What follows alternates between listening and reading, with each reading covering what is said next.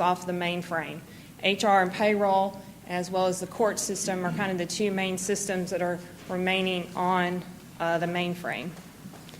HR, payroll, and budget no longer is supported by the vendor for upgrades. So we're operating off of a system that's so old that we can no longer upgrade those particular functions. So we really have three options. One is to just replace the server and upgrade the current version of finance and budget only, and to leave payroll and HR on the mainframe. Again, this is locally hosted and managed. We would still have limited integration between the different functions. We'd have costs for each upgrade and each upgrade to the hardware. There's no disaster recovery, and we only have backups. And the 10-year estimate for this particular option is $10.2 million. The second option is to replace the server and upgrade to the current version for all functions. Again, this would be locally hosted and managed. All the components would be integrated with each other. And really what this means is we're having to enter data in all the different systems. We enter data in the HR system. We have to re-enter that same data into the budget system for positions so we can compile the budget. We do have interfaces between the payroll system and the finance system once payroll runs, but it's not an automatic interface. So there is a lot of work that's done to get data between the three different systems. We would continue to have costs for each upgrade in hardware. This option does include disaster recovery as well as backups. The 10-year estimate for this particular option is $11.9 million. The third option is a solution called software as a service, which just means that it would be hosted by the vendor and not hosted locally. The 10-year commitment would result in overall cost savings for this particular upgrade. Again, it's hosted and managed by the vendor. Routing upgrades as new versions are available, so we would be upgraded each time a version comes out of the software. It would increase functionality and self-service capabilities. A lot of you probably can go online and get your W-2s from your current employers. We still print paper. We still print deposit advices. This would give employees self-service so they could go on, look up their W-2s, their pay information, and it also would provide that same feature for vendors. They could update their addresses. They could update their information as well. It would also eliminate the dependency on the aging infrastructure, the mainframe, and the servers that we maintain in the IT department.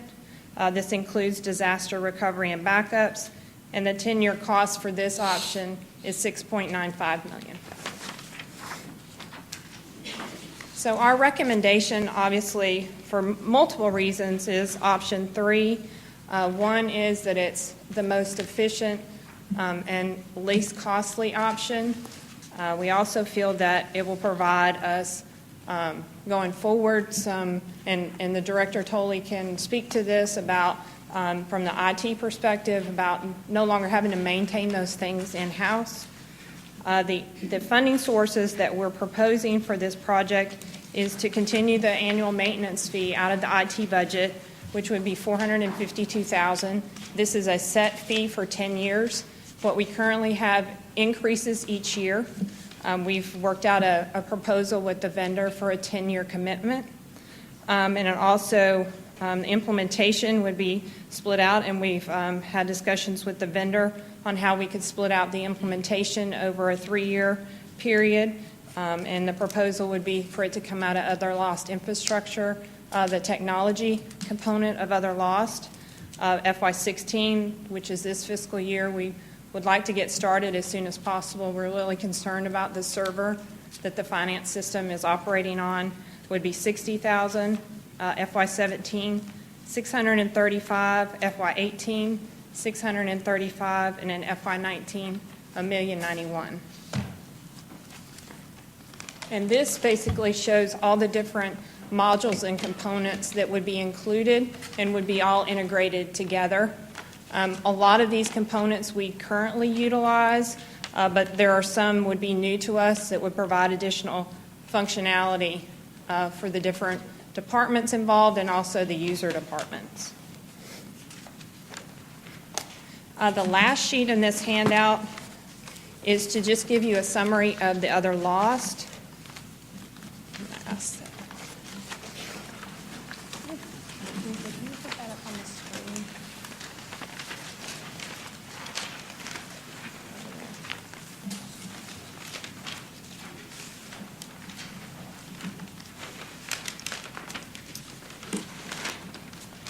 And what I've provided is the FY14 and the FY15 budget and the allocations for each of the categories that's currently in the definition for OLOST, which is IT, stormwater, roads, and facilities. And if you'll look at the FY16 budget at $10.2 million, this is the split of the other lost. And FY17, everything above the last two items are items that have been carried forward each year, or there's a commitment for a particular item that would, and the most largest commitment is the debt service. That out of the $10 million, over half of that goes to the debt service for the 2010 bonds that was used for the City Services Center, the Natatorium, and all those road projects that were included in the 2010 bond issue. That takes up over half of the allocation for other lost. So the proposal is to include the finance, payroll, and HR upgrade in the other lost budget for FY17, FY18, and FY19, and still include the same components that have been included in the past for IT, stormwater, roads, facilities improvements, and then there are some administrative items. The IAS World tax system, that ends in FY20. That was a commitment to upgrade the tax assessor and the tax commissioner system. And then the communication system upgrade, this goes through FY25, and that is the Motorola agreement that was approved by council that has multiple components. There is a component that comes out of the other lost for that particular agreement. One I missed was the facilities, the Cooper Creek expansion. Was a 3-year commitment that ends in FY18, and that was $1.5 million or $500,000 a year for 3 years.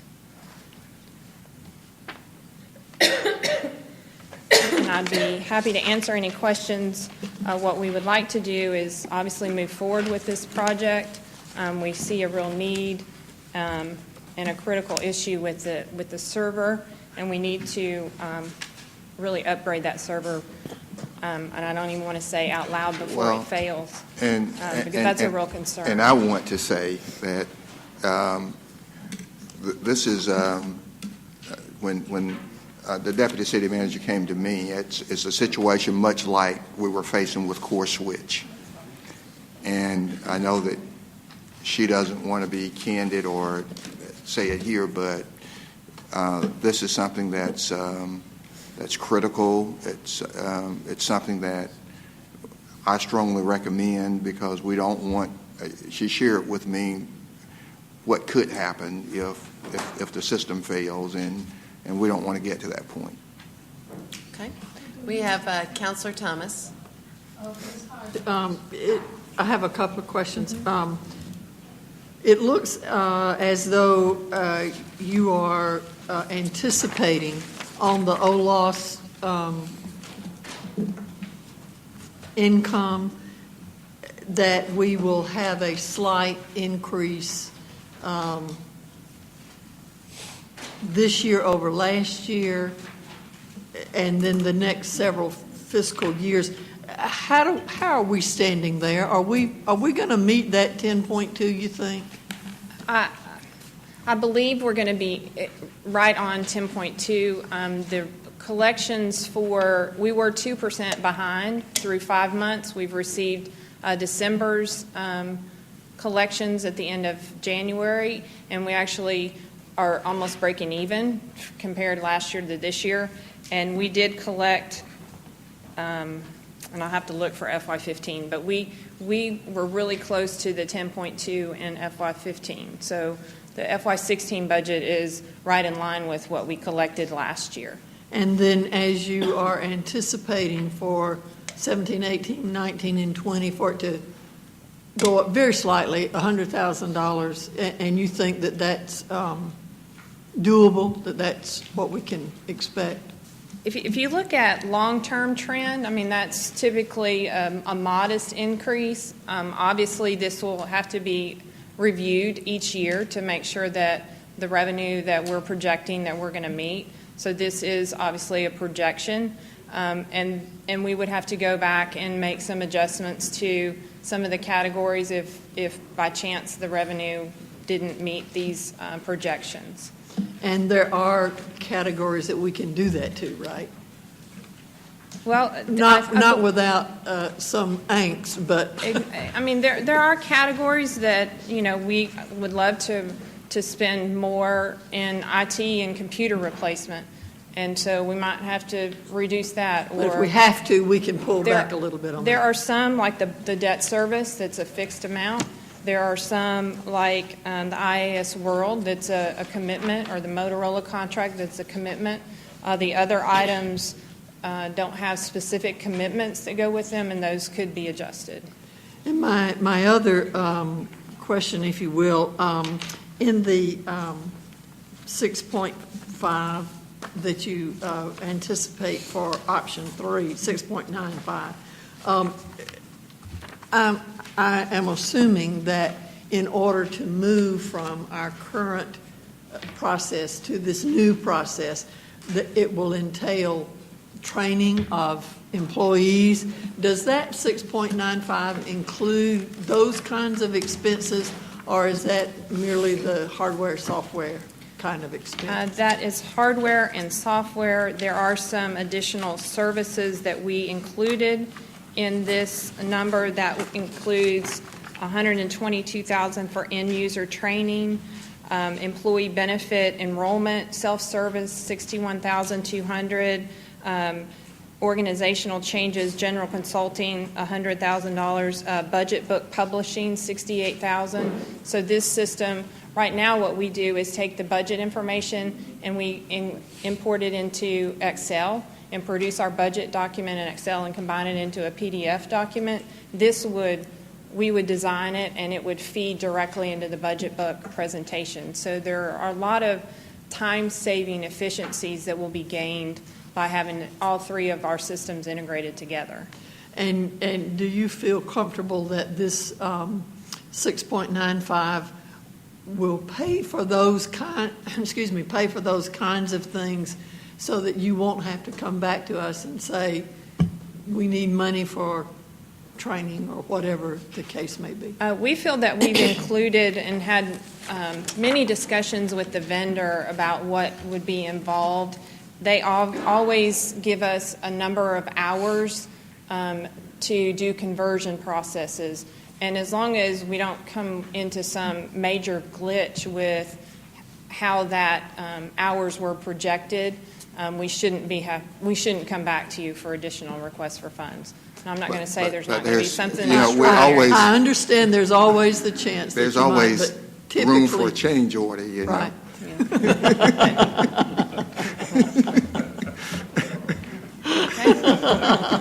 All right, we have Counselor Davis.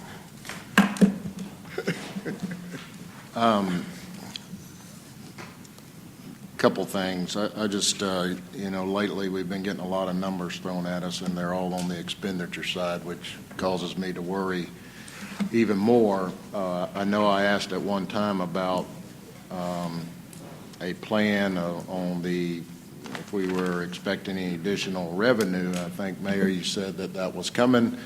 I don't see that yet, but it concerns me, and then I look, there's going to be more requests on top of that. Where are we at today in our reserve, our 60-day mark? We typically don't measure the fund balance reserve throughout the year. We typically do it at a set point in time, which was as of June 30th, 2015. We were at 56.12 days. Is that about where you're estimating it right now? We are, as we're planning for FY17, we're planning to replenish the fund balance to the 60-day mark through the presentation of the FY17 budget. That's what you're currently planning. That's what we're currently planning for. So you expect come budget time, or by the time we start seeing the budget, then you expect to be at 60 days or above? We'll present a plan in the budget process to reinstate the 60 days. So there'll be a plan coming through in FY17. Wouldn't that plan already be wouldn't that be in process right now? Well, It is. as we prepare the 17 17. budget, part of what we will bring to you, when we bring you a balanced budget, we will be bringing you a balanced budget with 60 days and no less than 60 days in the fund balance.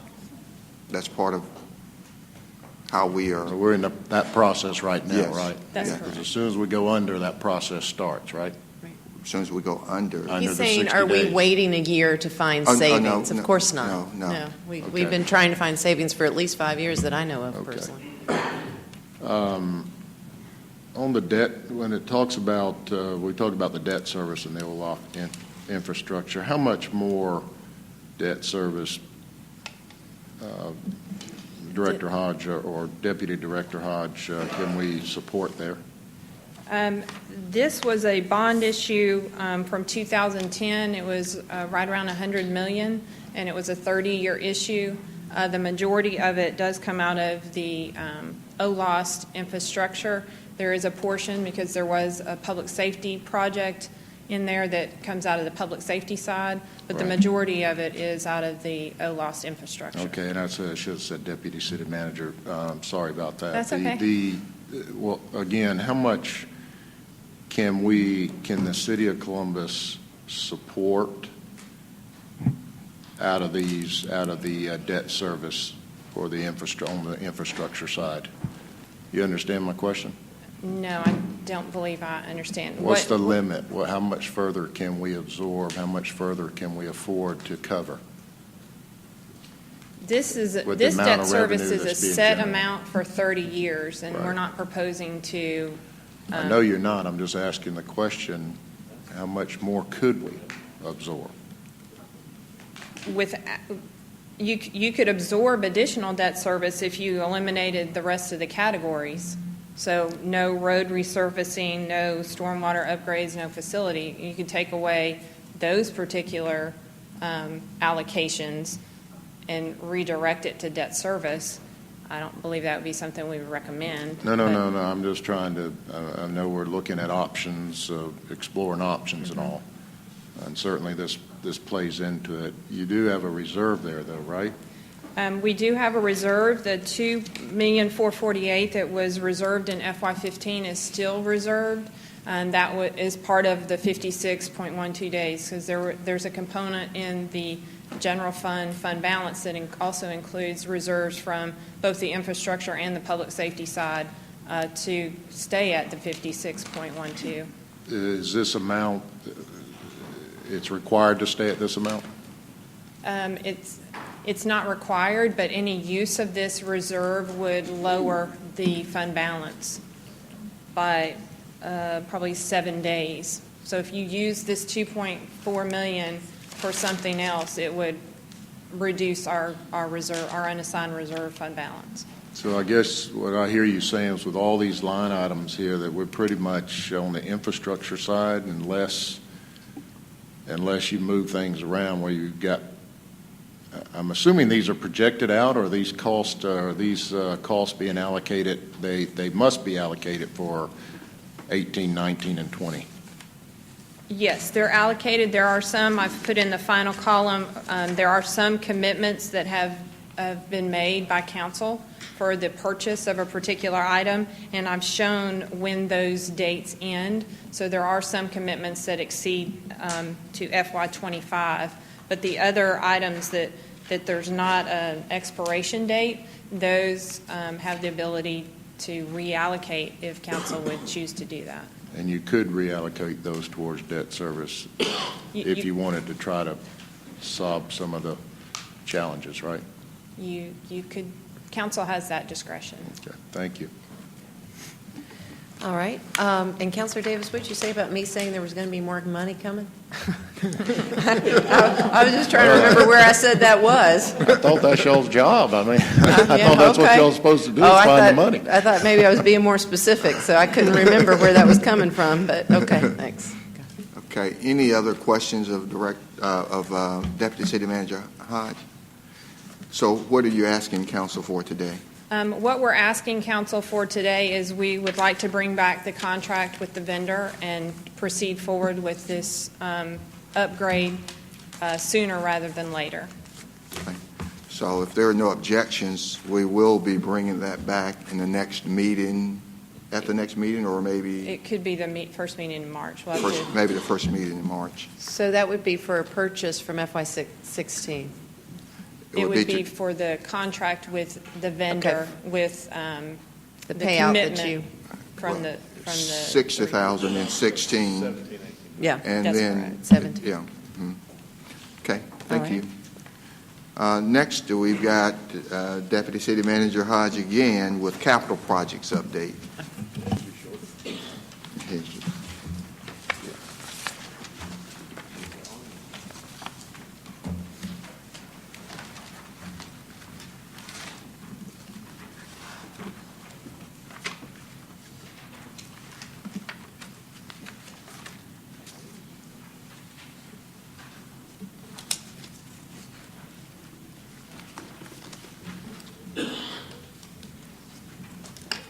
Back on December 8th, we came forward with a transportation update, and as part of that update, I included a list of projects that we called future projects under consideration.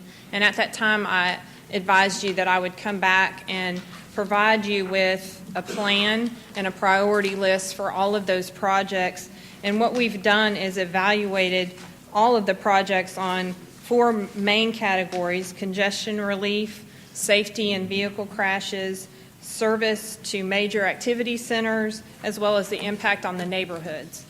And so what we've done is looked at all of those projects that we kind of have under discussion at this time and provided a plan going out to FY22 of how these projects can be funded and in what year that we would have funding available to do those projects.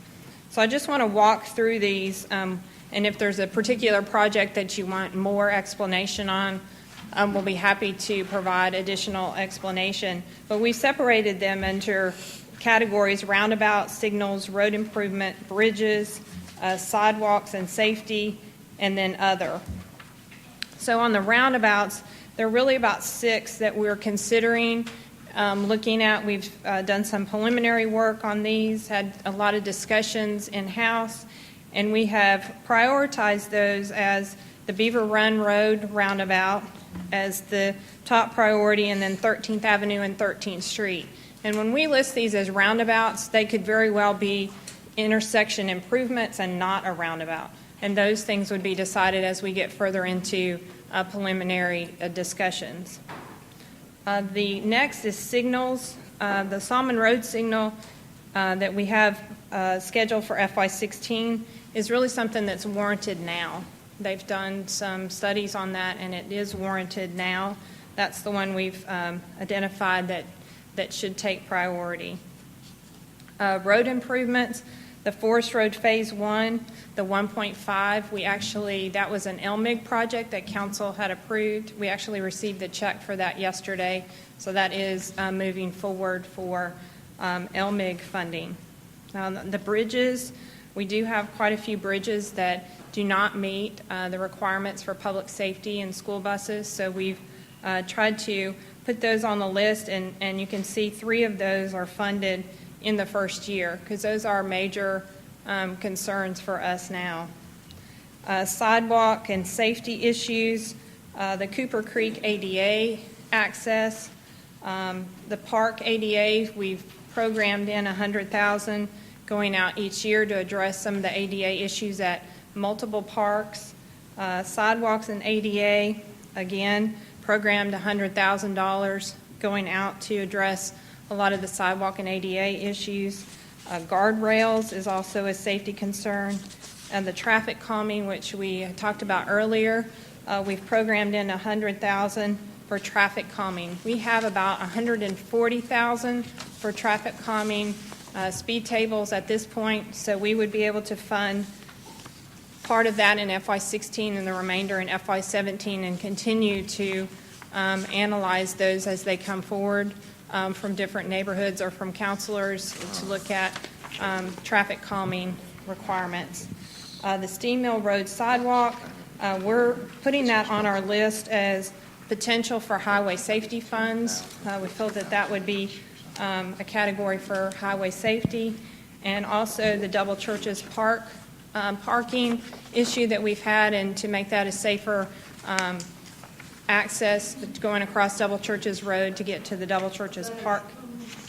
There's a pool and a ball field there, and there's a lot of congestion in that area, and this would include some parking on property that we already own, as well as a crosswalk type area to get back and forth across the street for that. Two items that are in other, the ITS on J.R. Allen, we're considering that for highway safety funds, and we've been talking with DOT about that. And then obviously resurfacing, that's something that we want to continue year after year, and we have requests all the time to look at particular roads. So we've plugged in $2 million per year for resurfacing. The next item is the available funds, and what I've done is just looked at all the funds that go into road and bridge projects, and the T-SPLOST discretionary is obviously one of the main ones. And what I just want to explain these categories. T-SPLOST discretionary excess would be when we budget each year for a particular amount, if we collect more than what we had said we were going to receive, that was never allocated in a particular category, so that's considered excess. And then T-SPLOST discretionary is what was on the original plan that has not been allocated to a project. So that would be what's currently available in FY16. The paving fund, we budget each year for projects, $1.3 million. The other lost road infrastructure at $1.4 million, which you saw as part of that spreadsheet in the previous presentation. That's part of funding these projects as well. And then the LMIG this year was $1,505,000. So I've plugged in $1.5 million as a round number. We are been notified that our LMIG allocation should go up. So that will either allow us to advance some of the projects, but at this point it's still right around $1.5 million.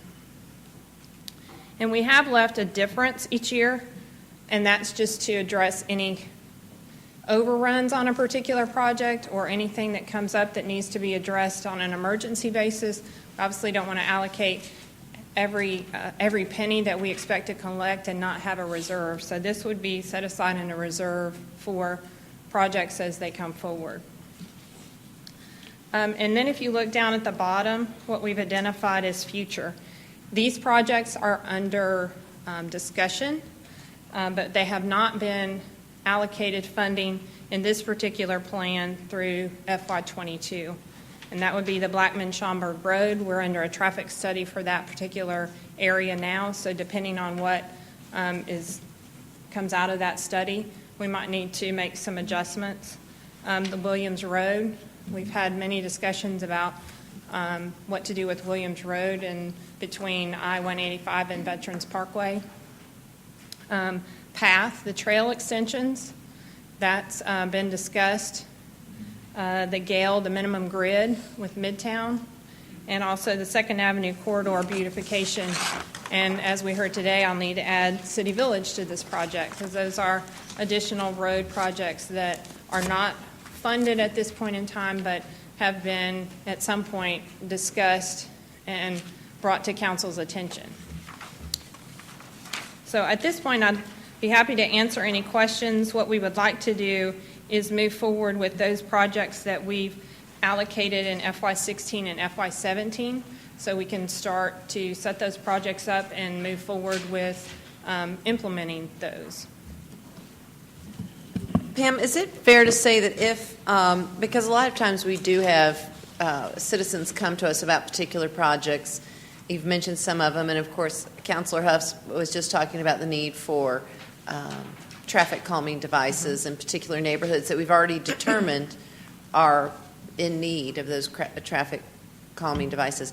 So would it be useful then that when we find something that we want to fund, that we look at this list and determine to move this priority to more to the bottom and the other one more to the top?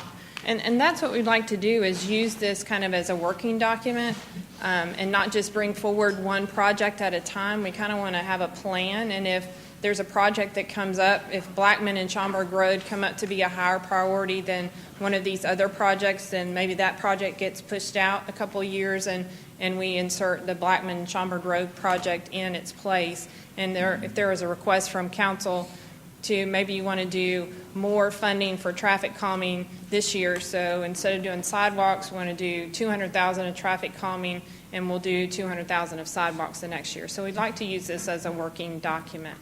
I think that would be helpful for people to know they can work off of this document and move things around. If they can get a consensus, and they can move a project to the bottom and Right. move something else to the top. Councilor Davis.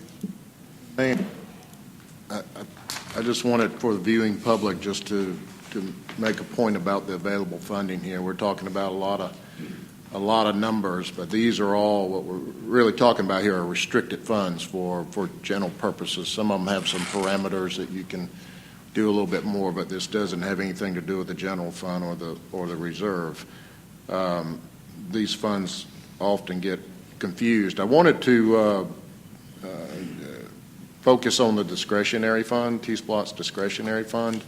So in 16, am I reading it right, that we have 4.7 in discretionary funds at this point? Yes, And- I think, and I can provide that sheet to council. When T-Splosh discretionary was originally proposed, council passed a resolution of how much would be spent in each category. And there have been 3 projects, I believe, that have been allocated to T-Splosh discretionary. The rest of the funding from the time of collection has not been allocated to a project. Well, and that's kind of what I wanted to again focus on here. That's, there's a lot of concern about paving and continued deterioration of the roads, our road systems and structures, and we've got a lot of extra money here, and it'd be something for council to consider to look at allocating that money in addition to what we're already doing to catch up. I think, honestly, I personally think we're behind in that area in paving roads, but there's a lot of money sitting here that can be put to use today to help us with our infrastructure. And I think even some of our DOT people have even said, hey, why don't you utilize this money in such a way? But that's something to think about that we could do today to put this money to use, and it would be a good solid use for the community. Well, and we have allocated in FY16 $9,688,000, or put in the plan, and the funding source has been listed below at $10,088,000. So there's about a $400,000 difference that hasn't been allocated, but we have allocated the T-Splosh discretionary to those projects listed in FY16 with $2 million for resurfacing. So if council would like to increase the resurfacing, that would mean we need to push out another project to a future year in order to do that within FY16. Well, I might have not read this right then. You got $2 million on resurfacing that's already there. The 4.7 that I just talked about, that's already earmarked, or a portion of that's earmarked? Yes, it's in FY16, the Okay. total expenditures that allocated to projects is $9,688,000, and the Right. available funding, which includes the T-Splosh discretionary, is $10,088,000. So that's how we're proposing to fund the projects listed. And so there's only, council has $400,000 to work with if they're going to do something, but we are suggesting that that's a reserve, because we don't know if there's going to be a sinkhole down on Broad tomorrow morning, and if there's one, we might have to we got to do something. And so you're not allocating every dime for that reason. As 17, 18, and 19 and on out, is that projected, or is it already allocated as well? For 17, 18, and 19, we're showing expenditures or projects of $6,150,000, revenue of $6,700,000, with a balance of $550,000. And that, again, is just to create a reserve for unanticipated projects that might occur during that fiscal year. Okay, I'm focusing on that discretionary money. Is that already allocated as well in those years? Yes. Okay. Now, again, council could choose to allocate it differently. They could choose to, push a project out a couple of years and to use the funding in a different manner, but that's at council's discretion. And how much? Let me ask you, how much in this number? How much is allocated for resurfacing? In this particular spreadsheet, I Discretionary didn't fund. allocate it specific by funding sources, but I can go back and say this will be funded from OLOS, this would be funded from T-SPLOST discretionary. But this is kind of all funding together for all the different paving and road and resurfacing and bridge funding sources and how we would allocate those funds to different projects. Well, and that would be helpful. I guess when I look at available funding, I read that as this is available to use today, but it's actually already been allocated. If council approves it to be If council allocated. This approves is our it. proposal of how to allocate those funds. I got you. And that's a good point. I don't know that we're talking about the same thing, but I think a lot of citizens come up and say, you all aren't using the T-SPLOST discretionary funds. You're just sitting on them. Well, no, we're not. We're using them. Council has a recommended priority that it's set, and in the budget, we adopt the allocations, and council goes through that. So they're being used for bridges and all kinds of things. I think that's a good point, or at least reminded me of a good point, that these are already allocated. And so what we would like council to do is approve projects by a fiscal year and not one at a time as we bring them forward, and work off of this as a plan going forward. So, We have Councilor Huff. Did you have something? Yes. Councilor Huff? Deputy City Manager, do we request meetings with you and City Manager and Donna Newman to go over some of this before we vote on it? Absolutely. Okay. I was trying to get the understanding on the Brown Avenue, Casita Road, Andrews Road. Some of that area is pretty tough driving, and I was trying to figure out why was it moved out, suggested to be moved out to fiscal year 19 and 20. And we'd be happy to sit and meet with you. We kind of went through our internal analysis of each one of these projects and tried to rank them by those different criteria. Okay. And we can absolutely meet and discuss how we came up with the criteria for each Okay. one. And the Casita Road, 23rd Avenue, North Lumpkin Road, would that be possibly aligned with the T-SPLOST project in the last band? I'll have to check on No. that. I don't, Okay. yeah, it is a Yeah, it's different different. I'm just project, wondering but- if that was the thought process. I know it's a different project. Do you know? I think we were more looking at it in line with the Brown, Casita, Andrews, because those intersections are close together. Okay. So it would make sense for those projects to be done in the same general timeframe. Okay, okay. And any, I guess suggestions, I'll just get the suggestions and set the meeting. All right, thank you. We have Councilor Henderson. Thank you, Mayor. And just to kind of dovetail on what you were saying about the discretionary funds, I seem to remember there being a lot of conversation about that, and that we did ultimately agree on a list of prioritization for types of uses for those funds. But we also had an extensive discussion. It doesn't impact me quite so much because it's all in my district, but I know the district councilors were very concerned that that money is going to be utilized to address some needs in multiple council districts. There was also, I think, a need expressed from our perspective to make sure these were used as pay-as-you-go, so that we didn't issue any kind of debt and use it to offset debt. And we were, so to that end, I think what I would recommend is, even though we want to appropriate these funds on an annualized basis for each fiscal year, I think there ought to be a requirement for each project that is going to receive these other the T-SPLOST discretionary funds.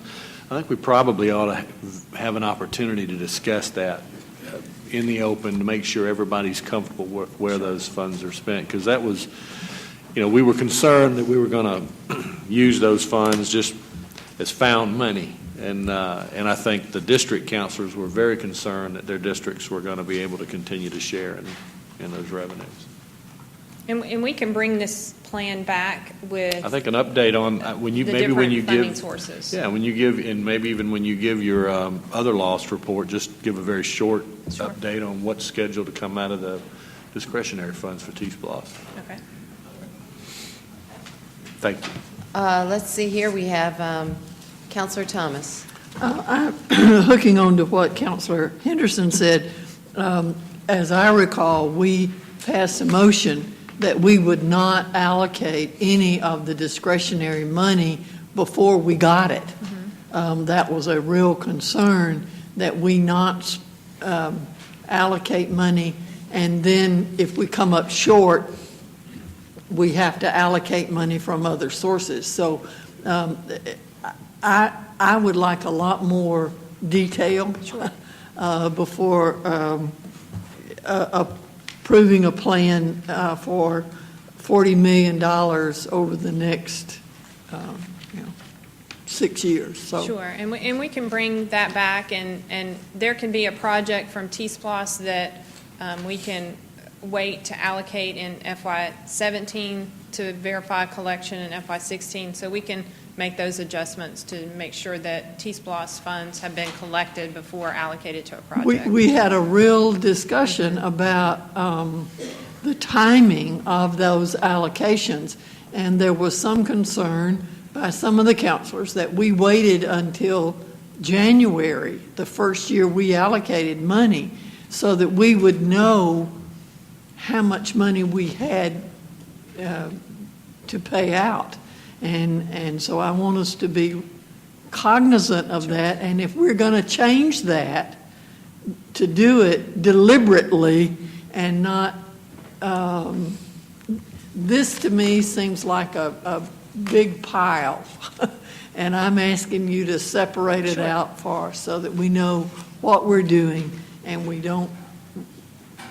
things don't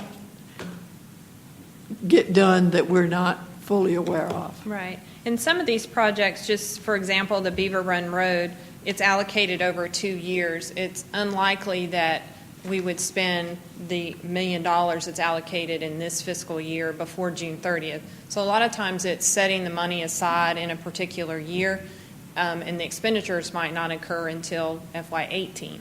But it's setting those funds aside for that project as it moves forward. Because obviously, road projects take several years till completion, and so it's allocated in a particular year, but the actual expenditures probably wouldn't be incurred until the following year or the year after that. But we can break this out by funding source as well. Thank you. Okay, and Pam, just to be clear, are you spending money we do not have? I mean, you're not doing that, are you? No. No, of course not.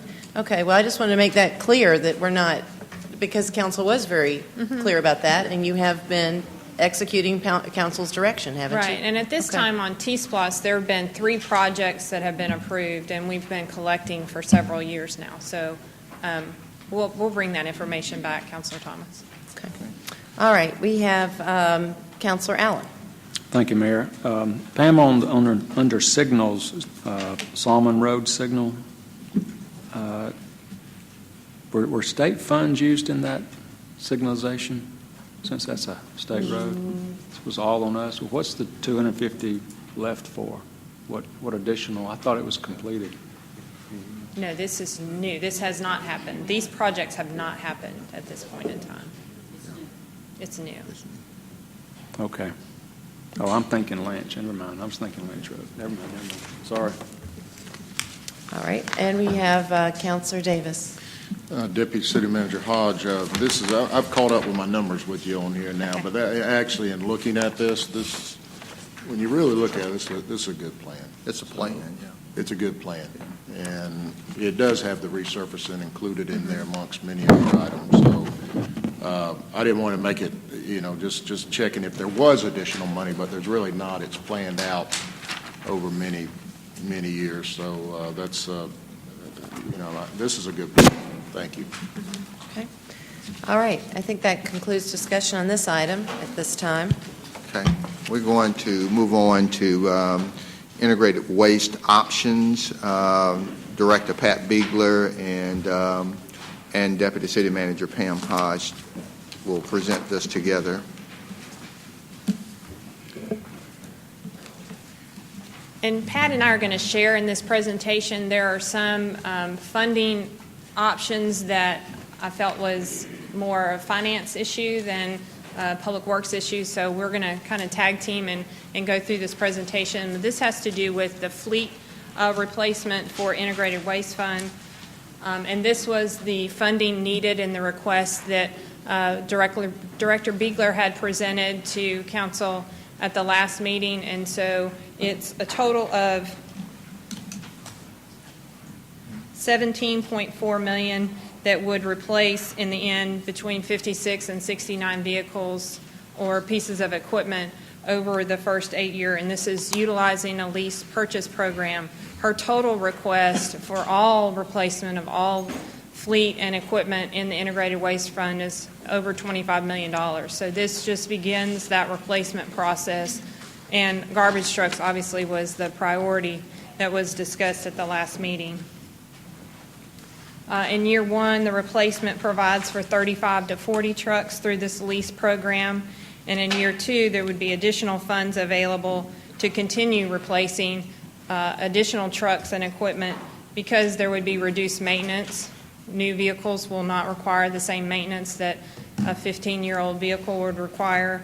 We would be able to return the Fort Benning rentals that are expensive, and then the fuel savings. If a new vehicle will get better economy than an older vehicle, and that provides an additional funding of $951,000 in year two. So you can see in the first slide, the first year is $1,344,000, and then the second year funding that's needed and would be available due to these savings is $2,295,000. So we looked at several options, some of which was discussed with council. The first option was to amend the OLOST infrastructure definition. The current definition says roads and bridges, stormwater and flood abatement projects, technology, and capital projects to include construction, maintenance, and renovation of buildings and facilities to support quality of life improvements and to house governmental operations. This would require an amendment to include fleet and equipment. The second option, which was discussed, was to increase residential garbage rates by $2 a month in order to fund this replacement plan going forward. The third option that was something Councilor Davis had mentioned was consider doing a parcel fee or some type of a fee across the board, and that's an option that we would have to do some additional research on to determine what we could do as far as that's concerned.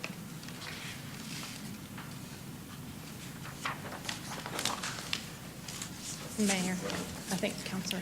Oh, I'm sorry. I thought you were still going on. Let's see here. We've got Skip Henderson, Councilor Henderson. Thank you, Mayor.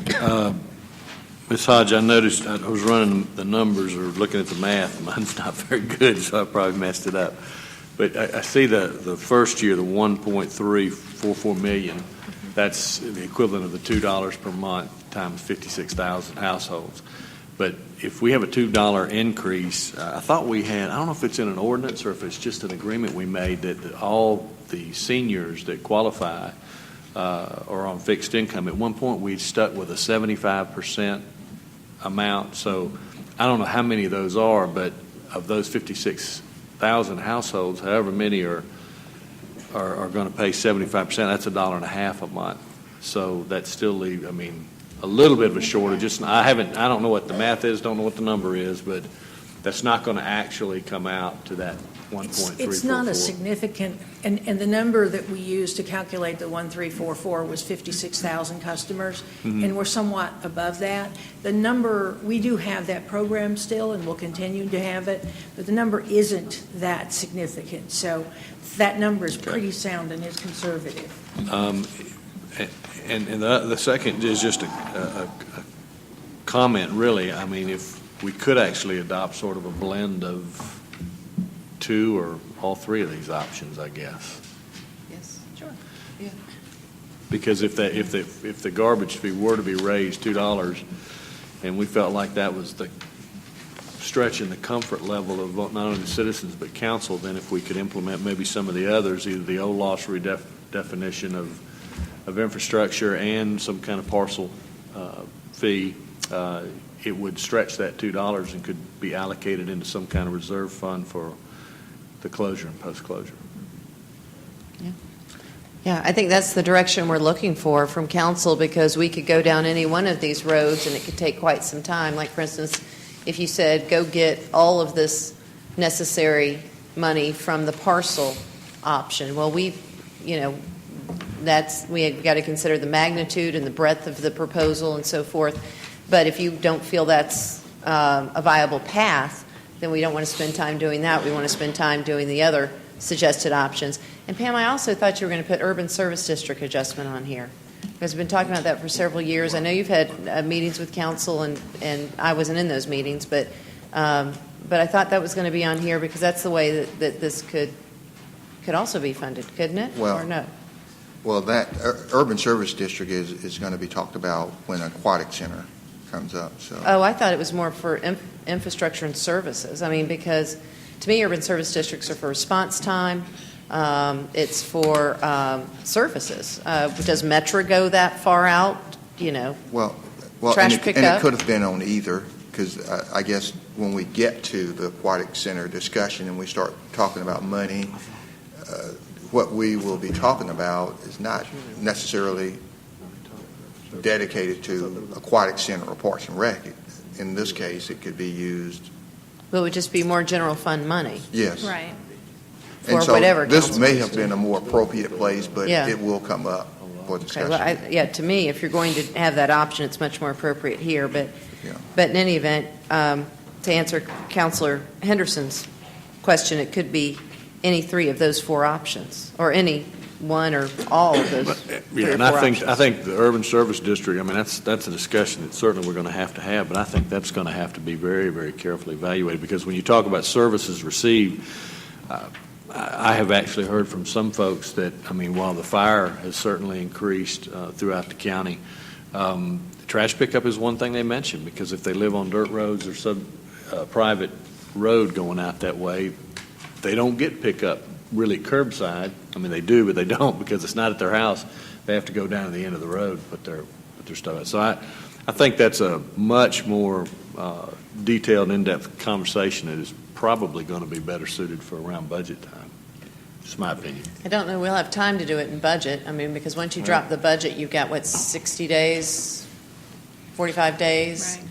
Anyway, I mean, it's something we've been talking about for a couple of years, but even if we don't do it this year, we have to start talking about it at some time. Right, and we'll go through a process when we get to that point that, I mean, it'll be really parcel by parcel. And so we'll take a look at the dirt road where they bring it up to the curb, and if that doesn't fit Urban Service District 1, then obviously they would be ruled out, and so it's going to be parcel by parcel. But if you live across the street from a house that's in Urban Service District 1 and you're in Urban Service District 2, and you basically, you talk to each other across the street and you get the same service, then that parcel is the likely parcel to go into Urban Service District 1. Right. So, I mean, we'll look at it parcel by parcel. I just think a lot of these issues are really tough, long-time issues, and we've got to have some direction, because any one of them could take us many weeks to Yeah. come back with a proposal on. Yes. And particularly if we're looking at the budget, that's coming up pretty quickly here. Sure. So, Counselor Thomas. Ms. Hodge, would you more completely define what you're talking about for fleet and equipment? Fleet and equipment would be any vehicle. It could be a car, it could be a truck, it could be a garbage truck, or it could be a compactor, it could be a bulldozer, it could be anything from fleet to heavy equipment is what we're discussing with amendment. And, excuse me, and currently, the OLOS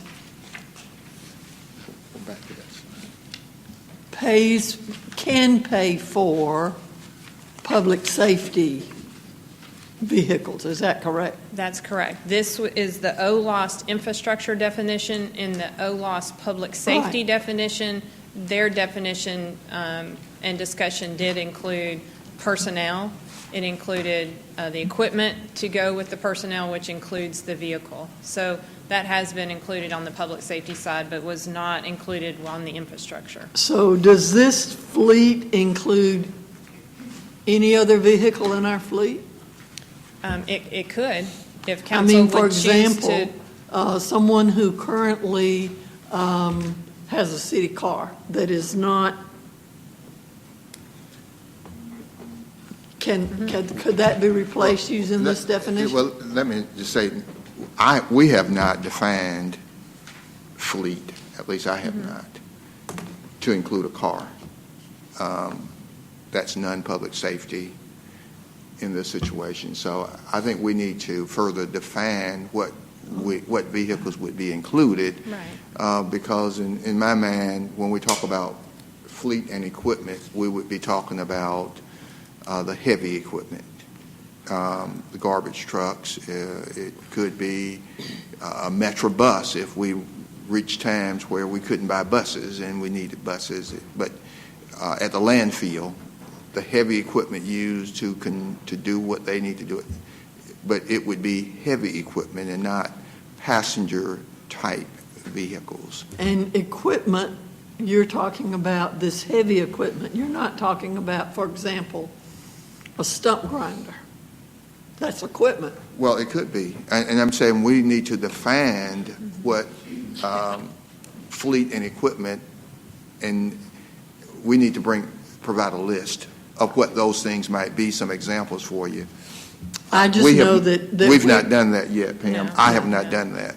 I just know that when the current definitions were developed, there was a good bit of discussion amongst the people who brought that to council, and there were some items that were not included, and there were some items that were argued for and included. And so I want to make sure that if we do change the definition, that we know real clearly what is included and what is not included. So I agree. I appreciate the conversation you're talking about. Yeah.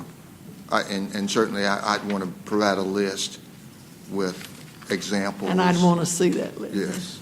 Well, why don't we go ahead? I mean, the point of this is to get the discussion and guidance of council, and so I think that's guidance. Why don't we go ahead and start drafting something up? Oh, absolutely. Yeah, for council to look at the next meeting, so we know if there's things on it that are non-starters, or whether this whole discussion is a non-starter of the changing the definition. Right. So we've got to put some meat on the bone. Yeah.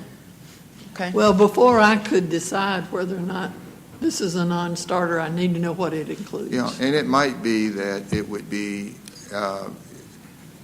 equipment where the unit price is $100,000 or above. threshold. Anything below $100,000 would not qualify, and so that would the unit price, and so it wouldn't be a car or a stump grinder or something like that. But we know that a garbage truck is going to cost more, and the compactor that they use, bus, and those kinds of things.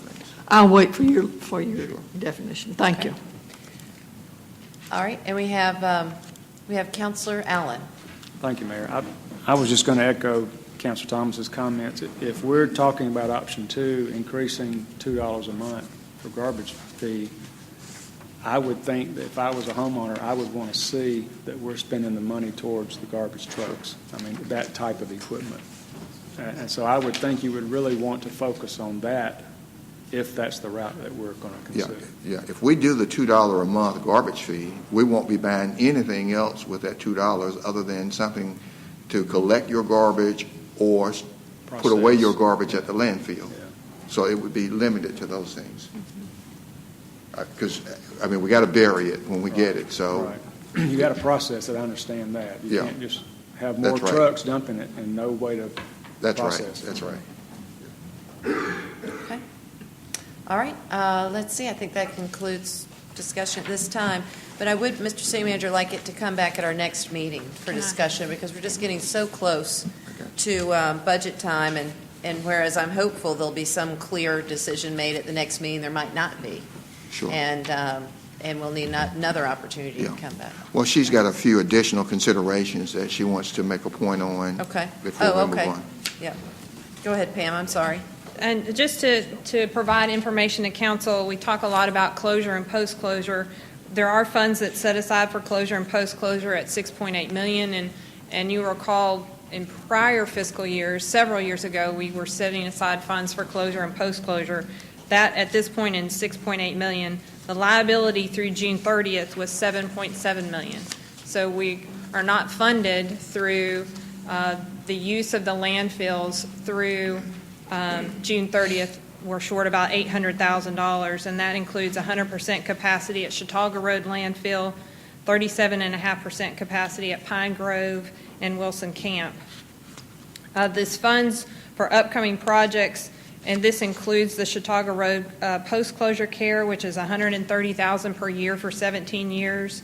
There's repair of the aging gas system of $1 million that we're projecting will be needed in FY17. That is not part of the liability that's included. Wilson Camp monitoring, $50,000 a year for 29 years, $1.4 million. Pine Grove landfill, Phase 1 through 4 closure, which we're projecting to occur in FY27 at $10.5 million.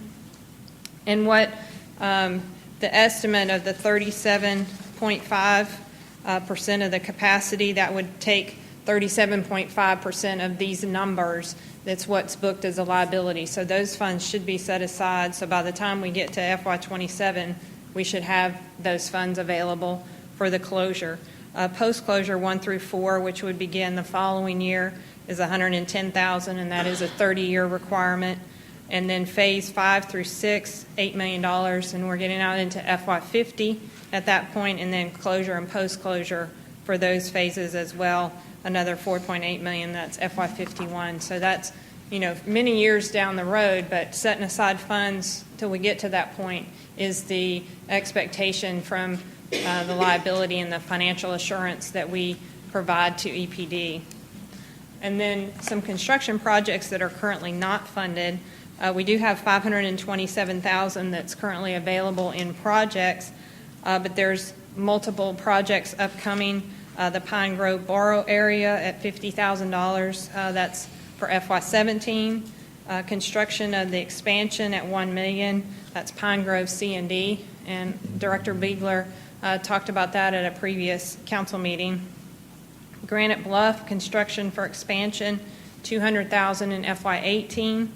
Oxbow Meadow landfill, the forested wetlands, and that's also FY18, $1 million.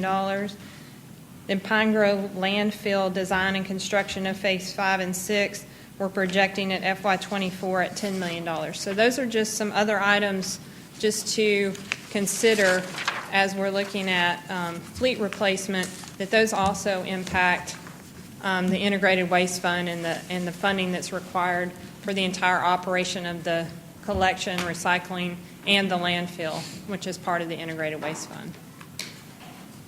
Okay, we have Mayor Pro Tem. Senator Hodge, when you bring back the $2 allocation, you're going to bring back how much that will impact the need for the trucks, right? How many trucks it'll propose? I think that's right here. So if you do whatever the equivalent of $2 for the 1.344 would be between 35 and 40 trucks in the first Okay. year, Okay. and then 21 to 29 in the second year. And then the rest would just service the debt on that. Okay. And probably pick up some more trucks there. Oh, no, I'm sorry, that's the total. So 56 to 69 trucks. But this plan would continue to the replacement following in year 9 and year 10, so that would be Okay. a continuous replacement. Okay. Okay. All right. Is that it for you, Pam? Yes. Right. Okay. Well, we need some Thank you. direction, so that sounds good. Come back with what you have, and I don't know about this parcel stuff. You're going to need to get with Counselor Davis or others and figure out exactly what that means, what parcels, because I think the big question is, are we going to charge parcels we do not service? Like Counselor Henderson just said, related to urban service districts. You know, people are going to be upset if you say they have service when they're wheeling their garbage down the road, you know, to a bigger road. Well, they're certainly going to be upset when you are charging a parcel that is not being serviced by us and they're having to pay for private removal. So commercial, you know, other types of multifamily residential wouldn't necessarily be eligible for integrated waste pickup. And then this would be charging them for integrated waste pickup. So I'm not saying not to, but we're going to figure out how we explain that to them. And we'll Okay. look at that as well. All right, well, we're going to move on to the next one, Mayor. The Aquatic Center options. Dr. James Worsley and staff will come, and they are going to talk to you. And let me just say in advance of Dr. Worsley speaking, you know, we heard you say go and take a look at some programs or services or things that we're doing, and we're going to have to prioritize and so forth, so on. And so at the end of his presentation, he's going to be talking about some options that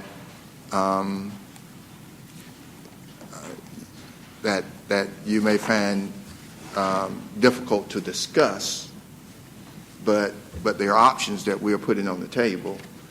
There are challenges, but we're going to need some direction. So when it gets to that point, talking about the options where we could get money from, or a combination of a number of different categories, just know don't shoot him, don't shoot us. We're just having a discussion. It's a discussion, and so I just want to say that before we get started. It's a discussion. And if there's something that's a non-starter, tell us, we'll take it off the list. Yeah. And we also can add, pick and choose among them too, as was suggested related to the other. So anyway, James, thank you. Good afternoon, Good afternoon, Madam Mayor, members of council. Thank you, Mr. City Manager, for the prelude leading to the presentation. What I want to talk to you is provide more updates regarding the Columbus Aquatic Center. Last time I was before you, we talked about if Parks and Recreation could maintain throughout the rest of the fiscal year 2016. And that's what we're talking about with this particular slide. Parks and Recreation Department will be able to maintain interim level of service for the Aquatic Center through June 30th with current funding. And what that means simply is the staff that we currently have, that's who we would use. We do not have plans to implement any new additional programs. The facility will operate through June 30th with the hours that we currently have with the interim level. And we will continue to work with the task force that has been created as well to make improvements going forward. As we look for the future after that, regarding operational decisions for FY17, we're going to need a little bit of clarity in terms of where we're headed, and hopefully council can help us with that. So starting July the 1st, 2016, we have a question. Will City Council want Parks and Recreation to continue to operate the Aquatic Center, or will council want a third-party vendor to operate the Aquatic Center? That's kind of number one. We need to know which way we're headed, A or B, before we go forward with what other options going down the road. But I'll let you consider that as we move forward as well. I want to And provide, let me just interject to say, I mean, the idea there is that if you want a third-party contractor, that's what we need to be focused on between now and July 1. But if the preference is Parks and Rec, then we need to stop discussing and talking about a third-party contractor and focus on how to move forward with Parks and Rec in the driver's seat. And so we really need to know from you, is it a third-party contractor you want, or is it Parks and Rec? Okay, Counselor Allen. Thank you, Mayor. I guess back in 15, one of the last couple of presentations Dr. Worsley made, he had, as he has here, Company A, and then he had Parks and Rec, and he said, okay, from this discussion, I will go back and I will set up an RFP process and I will come back with a vendor.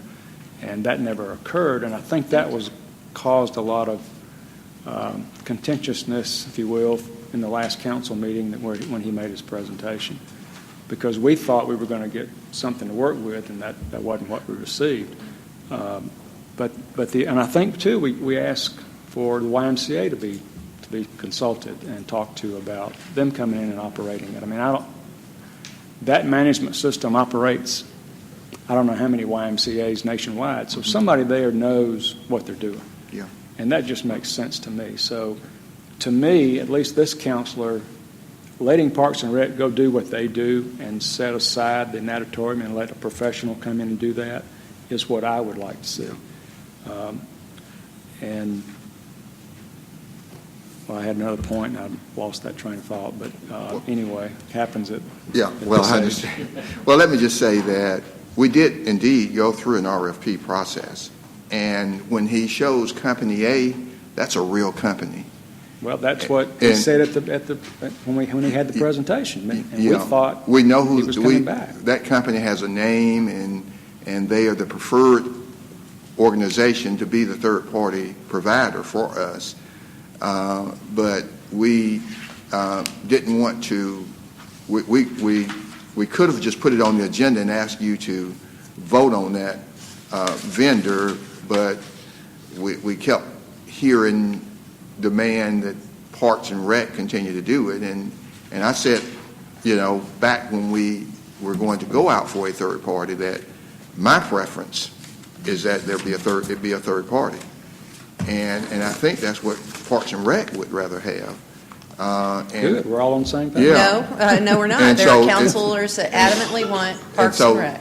And so to do it. It's some council members have indicated they want Parks and Rec, and that's why we're asking for clarification. Well, I just want to put that on the table. I've heard through the grapevine from Parks and Rec employees who want to be out of the natatorium business. They want to go back and do what they were doing. So I don't know if other councils have heard that, but anyway, the other thought I had was I would really like to hear, and I think council would like to hear from the task force or the working group. Okay. I would like to know what they think the operation should look like. Okay. And I would like their presentation to council, not filtered through Parks and Rec. Sure. I would like their chairman or co-chairs to come and talk to council. And we can absolutely arrange that. Okay, can we? Well, we can I mean, arrange. we're using a Company A because purportedly we can't even tell anybody what the name of it is. How could we have them come here? No. No, I was talking about what the I'm working hearing them group. say is he wants the Brian president. Abeda and that group. He wants the president of that task force to come in. Brian Abeda Oh. and those. Yeah. And so we can Well, they were arrange last for time. that task force president who was here at the last meeting and did speak. Right. What's Brian Brian Abeda Abeda. spoke Brian Abeda. last time. Yeah, we can have. I mean, Okay, but we do all want to move forward, so I'm just kind of struggling a little bit. I thought that the whole thing with Company A was that they could run it, sure enough, and we could have council approve it, but with what we had allotted 45 for them hours. to run it was 45 hours, which was Exactly. unacceptable to the citizenry, I suppose, because they filled up the chamber and complained, and we had counselors calling for 80-something hours. So getting it to a third party still does not fund it. right. Okay, so we're still short whether it's a third party or whether we do it in-house, but the issue seems to be that in-house, at least it's been discussed, we can perhaps save more money, because where these third parties are saying that there's a delta, a difference, is in all of this revenue they're going to bring in, but they don't really give us the basis for the revenue. So there's a little bit of potential pie built in there that the other company built in too and never produced for us. And so just so we know what we're talking about, because I agree with you, I didn't realize this was a big issue, but if it is, we got to stop right here. Are we going to do Company A or Parks and Rec? Because both of them are going to require additional funding. That's right. And, Okay. and we can bring Company A back on the purchase agenda next meeting because we're ready to go, but we held that up for the continued discussion. And so, and so we know that they've indicated, based on Company A, what they can do for the money that we have, and that's 45 hours. Okay. And then just two other points. I thought that at both that big meeting where they all came here, and then when Mr. Abeyta was here the last time, and then all the emails I got, and I assume that counselors were copied as well, were, and I don't know if there was a meeting and they all collaborated, I have no idea, but all those emails were saying they wanted Parks and Rec to Right. run it. That's Okay. right. So, I mean, I had the impression, perhaps erroneous, that the citizen stakeholders wanted Parks and Rec, a few counselors wanted Parks and Rec to do it, and that's kind of where we got off the And line of trying to find funding for Company A. And that's why we're asking that question, Okay, so because we we started don't going know down the whether- rabbit trail. Yeah, based on what we heard from that group that came, and from all of the feedback, they keep demanding Parks and Rec. And we were pushing forward with a third party, and so we just need to know from council, what is it? Is it Parks and Rec? Is it third party? And then once we settle that, then we can focus on who it's going to be, third party or Parks and Rec, and that's all we'll be discussing. But we have to find the money. Mayor, I think what, the communications I've had from the swim community has been keep it open 89 hours. It really hasn't been a focus on one way or the other. Whatever you need to do to keep it open 89 hours, whether it be privatizing it or Parks and Rec, that's what we want. That was that was the gist of the emails that I received. Well, unless we get more direction, or some direction, one or the other, then I'm going to direct staff to move forward with the idea that we are bringing forward to you a third-party contractor. That's what I'm going to do. I am going to direct Parks and Rec to proceed forward with the RFP, and that is a third-party contractor that we will bring to you like we do any other RFP for you to vote on. And we have to find the money. And if we want more than 45 hours, then we've got to find the additional money that we think it would take to get a third-party contractor to operate the aquatic center for 89 hours. And we think that that gap is going to be, well, he'll tell you what that's going to be when he gets to the end of his presentation. Okay. So But at we've this got- moment, we're going to be focused on third-party Well, contractor. you've heard from one counselor, I got 3 in line. Okay. All right, so I don't know what the consensus is. I mean, let's see if we can get a consensus here. We got Counselor Henderson. Initially, and probably still a little bit, I would prefer the third party if we can afford that.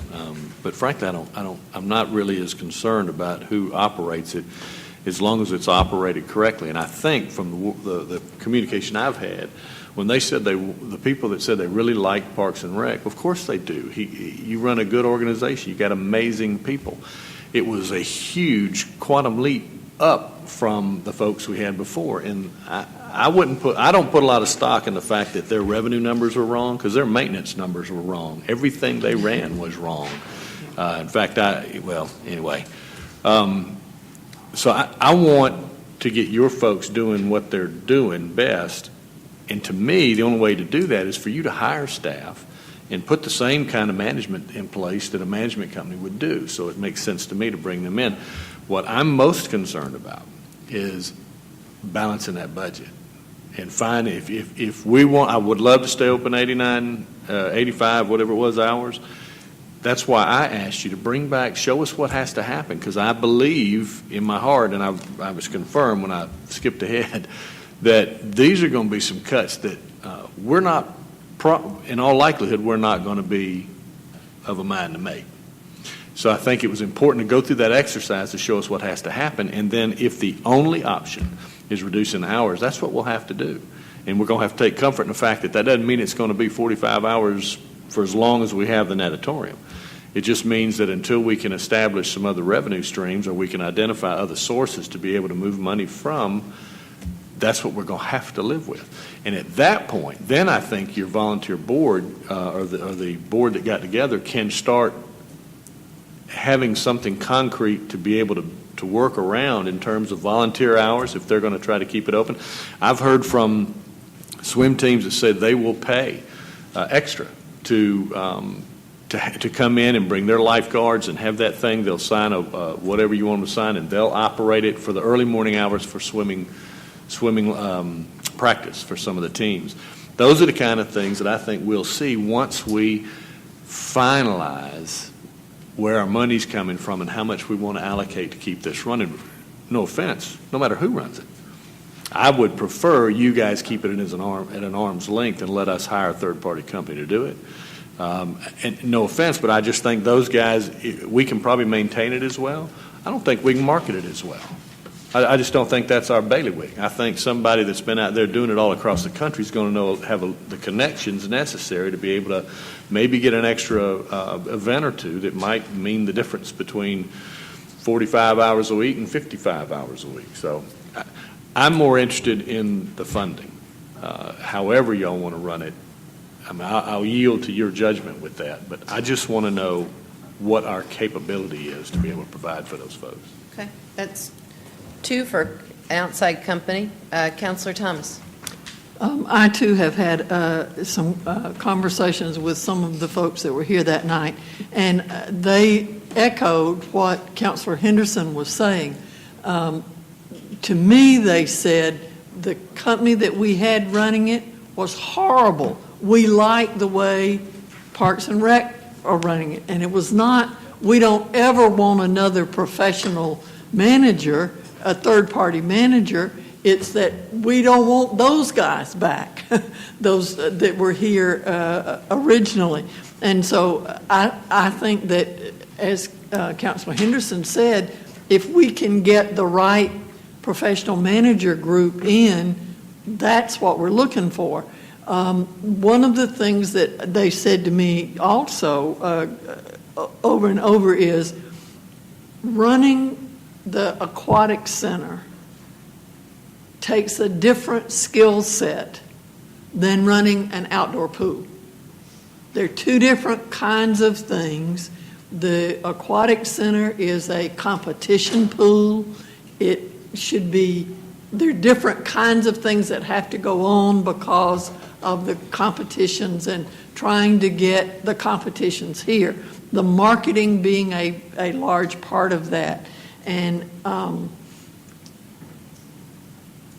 the professional manager piece of this equation is what they were looking at. And, one of the things that we always go back to, excuse me, is either 89 hours or 45 hours. I don't know what's sacred about 89 and 45. Why not 70? If we have to trim some of our other programs and can only come up with enough money for, some other number of hours, if there is something sacred about those hours, I wish somebody would tell me. But, 89 hours to me is not set in stone, okay? So, Mayor, what I want to do is for us to get the professional folks who know how to run an aquatic center, who know how to prepare for competitions, who know how to deal with swim team practices, who know how to market it, who know how to get people in here. And if that's Parks and Rec, I want Parks and Rec. If that's a third-party company, I want the third-party company, because that's what I want, is professional management with the ability to fully utilize the aquatic center. And you can do that, James. You can get us that. Well, Have full faith and confidence you can get us that. and I think It may not be you, but it's, oh, and one other little piece, James, I too have looked ahead. Please, please, please, for us old ladies that their eyes are not what they used to be, when you bring us a slide, please don't put everything you know on the same slide. The 3 slides that you have next coming up, I can't read on the screen nor on this piece of paper. The printing is way, way, way, way too small. Yeah, well, Okay. and I'd appreciate it. what you need to do is just make it a full page instead of trying to put 2 slides on one page. Sure, And not a problem. I think you'll be Even fine. when he puts it up there, Isaiah, it's too much information. No, on but if one it had been No, on one no, page. on one page. Each slide on one page Yeah. would have been better. Yeah. Absolutely. We still have counselors in queue. Did you have something else? Well, just to the 89 hours, I think we've been focused on, because we got the RFP that came in, they could do 45 hours for the money we had. And we heard around this table with a room full of aquatic center supporters banging on the table that 89 hours, and it was said that that's what we're going to do, and there was silence in the room. And so I took that to mean that everybody around the table wanted 89 hours because, okay, because someone said, done deal, 80, yeah, and so that's what we went to work on, 89 hours. Well, I will tell you, Isaiah, that for my part, if we can do 89 hours, I'm all for 89 hours. But if we have to do some combination of reductions, Right. and because I said to you at the last meeting, shave a little off of different programs, including the aquatic center. Yeah. It may be that we have to shave that down to 80 or 70 or some other number. But again, I'm repeating myself, I know. I want professional management that can market the aquatic center and bring to us and bring to the swimmers in this town the kinds of things that they want and need in an aquatic center.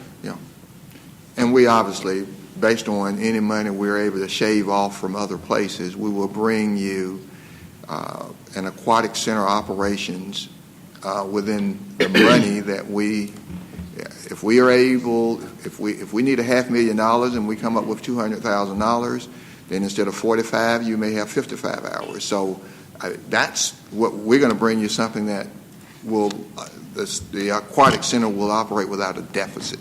And so that's what we're going to be doing. All right, so we've got Counselor Mayor Pro Tem Pugh.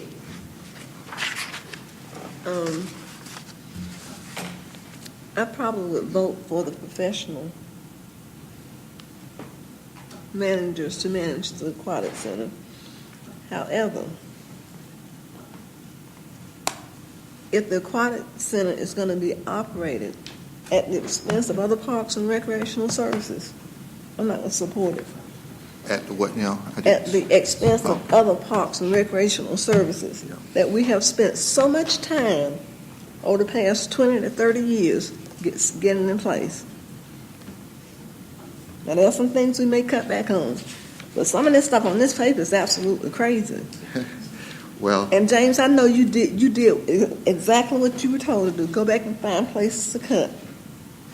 And it's up to us to agree to those cuts or not. But, we spent so much time on getting regional pools, outdoor pools, in place. The taxpayers voted on it. We put them there. And the closing, in my personal opinion, would be the worst thing we could do. You either have recreational facilities available or you hire more police officers. You got one or two choices. All right, well, I think it sounds like from today that we have a consensus with no objections anyway to moving forward with a professional company. So I guess now we need to look at the money. So we have Councilor Davis in queue. Well, and that's really what I want to talk about. And actually, Dr. Worsley, the city manager, this is a good start. This is kind of what I was looking for here. And I want y'all to understand something, and I know you do. You know, Charter's very specific in everybody's duties. You know, and we've got a lot of challenges coming up in the city as well. And you know, it's very difficult what this council is being asked to do. You're asking us to deal with challenges early on before we go into the budget session without really understanding what's going to take place in the budget session. I have no clue. Usually when you start dealing with budgets, you deal with sales, you deal with overhead, you deal with operations. In this case, I would equate that to sales would be revenue. If you look at it from a city government standpoint, it would be revenue, and overhead would be, I'd equate that to projects and programs and things of that nature, and then the operations would be everything else, including your labor and your positions, et cetera, and how you run your operations in your departments.